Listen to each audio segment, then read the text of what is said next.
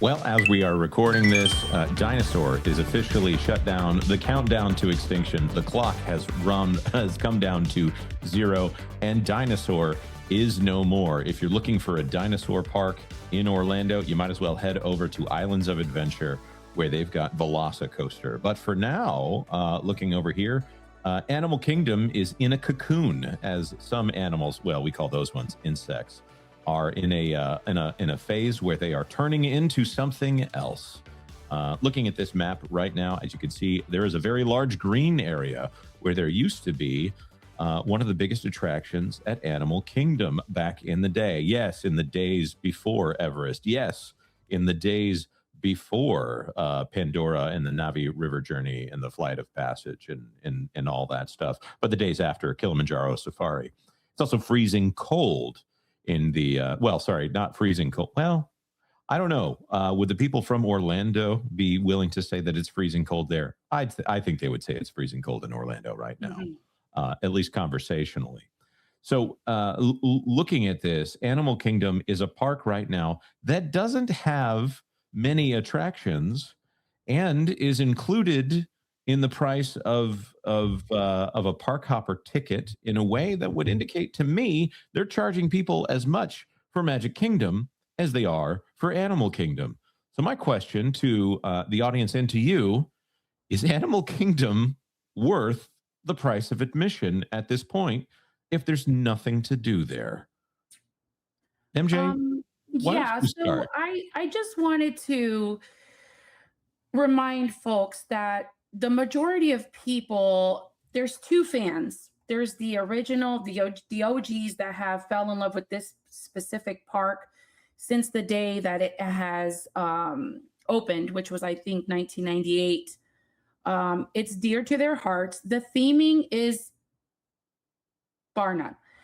It has the best theming out of all 4 theme parks in Walt Disney World. Let's just be frank, okay? So you have those people. They're loyal. They plan their days, their weeks, their whatever coming to this theme park.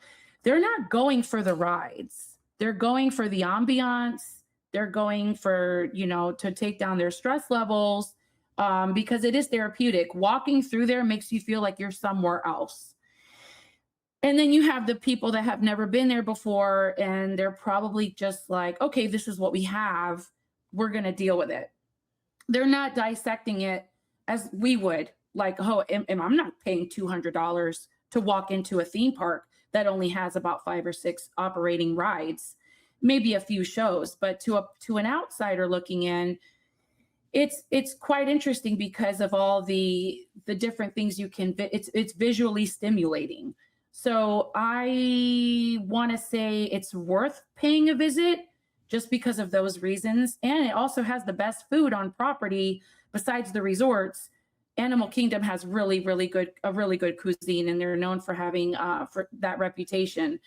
Although our specific experience wasn't that at all. I mean, I actually had to talk to the manager over at Flame Tree Barbecue and get a full refund because the chicken was uncooked. It was not cooked all the way. So can I ask you then, yes. If it's one of those days when you are paying $200 a day and you've got one day to go to the parks, are you going to choose Animal Kingdom? I think, if I'm going to guess, most people would choose Magic Kingdom. How many days would you have to be at Disney at $200 a day for you to say, yes, today is the day that I'm going to go to Animal Kingdom with that $200 a day expenditure? The tickets are cheaper if you buy it multiple days, so I know that's not how that specifically works. If you're giving them a choice, like, oh, so it's either Animal Kingdom or like Hollywood Studios, is that what you mean? Like all 4 parks. If you are paying $200 a day and you can go to any park, on which of those days do you get so tired of the other parks that you say, oh, that's the day I'm going to go and do Animal Kingdom? You 2 days at Magic Kingdom, 1 day at Hollywood Studios, and you got, well, I ought to pick up one of these days, should be Animal Kingdom. Yeah, I probably would, because it has become So the kids are probably overstimulated. They were actually, when we went to Disney, whenever we go to Disney, we don't say when we're going. We just tell the kids it's a surprise, and we always like to do that, and we do it on purpose because it's a tradition, even when me growing up. But my son goes, please tell me we're not walking into the Magic Kingdom. And I said, no, we're not going to Magic Kingdom. He goes, thank God, because if you told me we were going into Magic Kingdom, I would vouch to stay in the hotel room and sleep while you guys go. And I'm like, first of all, you're 11. You're not staying in the hotel room by yourself. They have really become a favorite of Animal Kingdom because it's visually stimulating. It's beautiful. The atmosphere, the ambiance. They're not really like those kind of kids that we need to get on a ride. They're more of like, let's walk around, let's look at nature, let's see what we can find. He's very interested in doing the whole, I forget. It's like a little adventure you go on, and you go to each little kiosk. It's from the movie Up. The Wilderness Explorers. Yes, he's so into that, and the baby, she's not interested in rides anyway. She's, Jonas, our family has become a fan favorite of Animal. We really enjoy Animal Kingdom. So you're saying day one or day two? I would probably put it as a day two thing because I would put it as a day two thing. Yeah, I did not expect that. Yeah. Let me ask you a question. Somebody correct me if I'm wrong, but my understanding is you're coming from out of state, you're buying a vacation to Walt Disney World.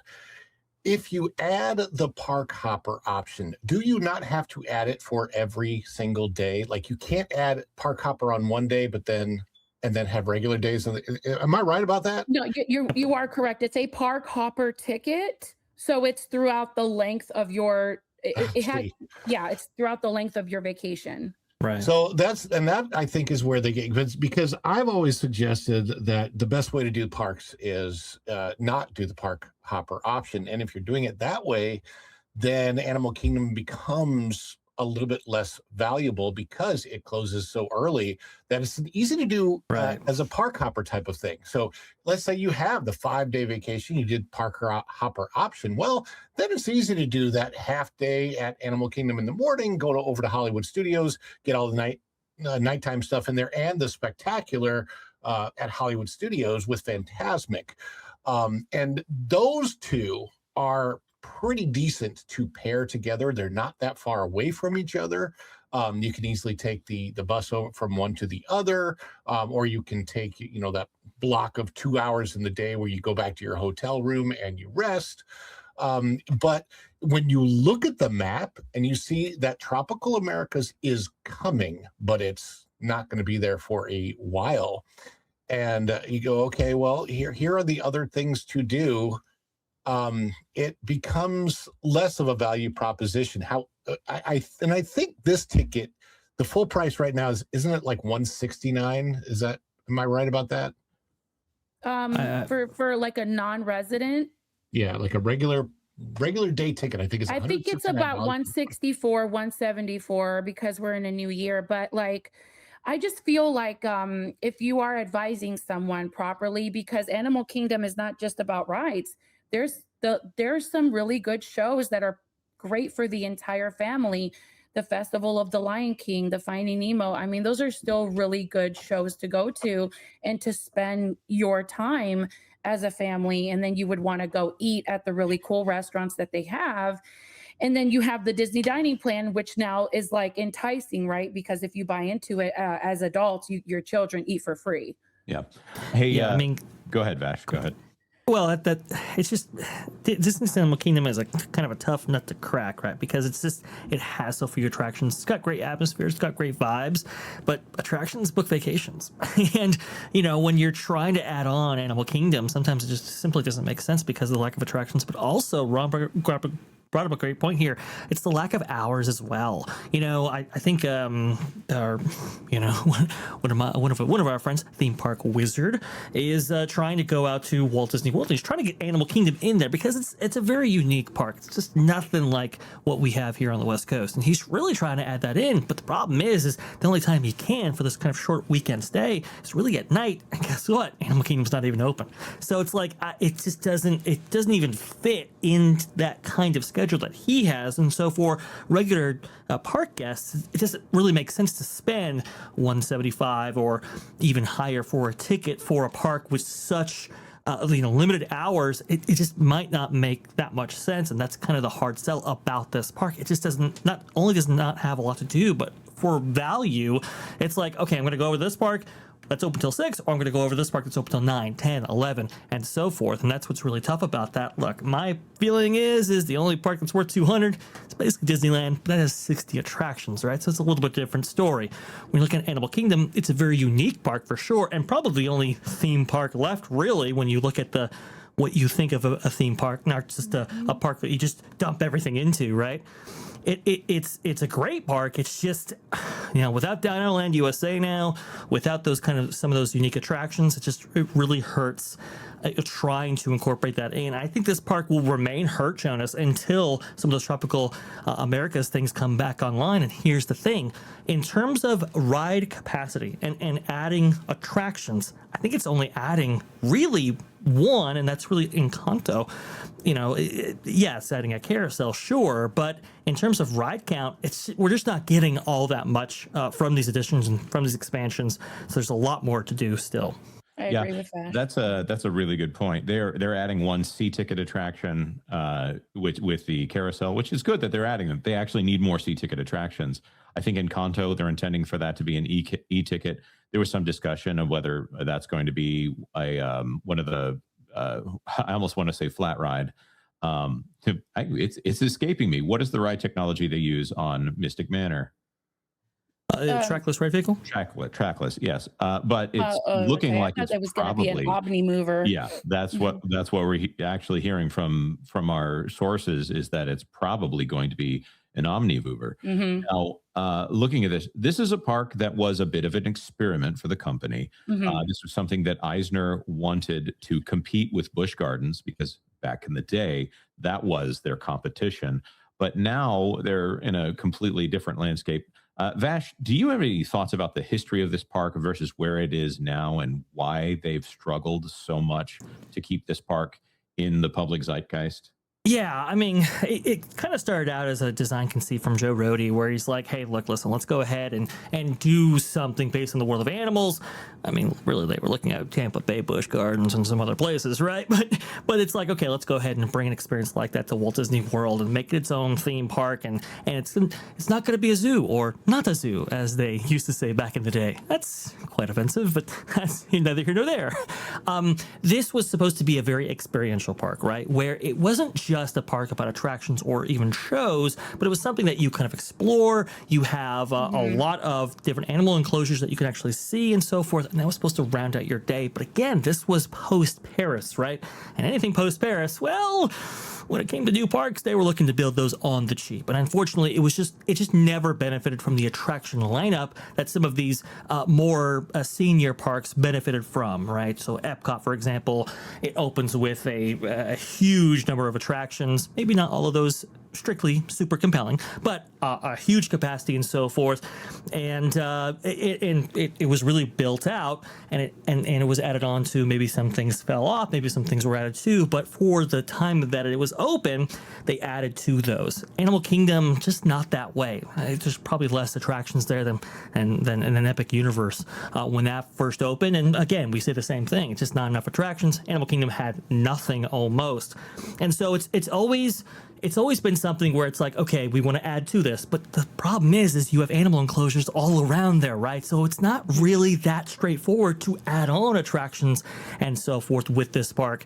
Also, too, like nighttime shows don't really work because you have animals to concern yourself with, so you can't do fireworks, you can't do that. So it's never had a nighttime package to extend that park out, and the hours anyway. And the one time they did with Rivers of Light, it failed miserably. So it's a really tough park to get your hands around because the themes are limited, the expansions limit you, the nighttime entertainment package, which is what you should have in a modern park. Like, for example, Disney's Animal Kingdom has a World of Color. Even Disney Adventure World over there in Paris is getting a nighttime entertainment package. The Animal Kingdom doesn't really benefit from that. So it's a really hard park to kind of get your head around if you're looking to expand for the Walt Disney Company. Yeah, very true. This is a fascinating thing to me because I look at this company and the windfall that they've just received with Zootopia 2, that this is the kind of IP that they've been hoping for a long time, the kind that is beating Avatar in China. But over here in the United States, they just put in Better Zoogether, which the people who are longtime fans of the park, not so much fans of Better Zoogether as the replacement for It's Tough to Be a Bug. I think they're going to have a little trouble putting something like that in Animal Kingdom because the longtime enthusiasts for Imagineering and in Disney parks go, that doesn't quite fit. Mm-hmm. And the casuals that are more interested in Animal Kingdom and Hollywood Studios, or maybe the drinking around the world at Epcot, that's more interesting to them than a 3D show inside the Tree of Life. The idea to sit there and enjoy the fact that you have all these hand-carved animals on the outside of the Tree of Life is nowhere near the appeal of a, hey, we've got this, we want you to get your lightning lane, ka-chow, come see Cars Mountain, all that. It's a completely different. It was Zootopia 2 was inside the Tree of Life theater. That show was awful. And I asked the cast member, I was very, very, very, by the way, people, please be kind to the cast members. Oh, yes. They have nothing to do with the politics and the decisions that are being made. They are there to do their job and possibly give you some pixie dust throughout your day. So I very, very carefully approached the cast member. I said, excuse me, do you happen to know when Officer Clawhauser will be up and running back up to par? And she says, you know what? I'm not quite sure. It's been down for some time and I don't have an ETA on that. And from my understanding, that animatronic has been down for how long now? Oh, it's already down right now? Oh, that's longer than it was up. It's been down longer than it's been up. And they improvised, Clawhauser coming out on some kind of drone thing. And it was just like, I was counting the minutes when this thing would be over so we can get moving with our day. Right. It was awful. The question remains for me sorry, I almost called the park Zootopia. Is Animal Kingdom worth going to now? And once Tropical Americas is up and running, will it cause a stampede? Well, that's the question for the audience. Thanks for watching That Park Plays News. For more information, consider checking out www.thatparkplace.com. And don't forget to subscribe, share, like, and send this out on your favorite social media accounts.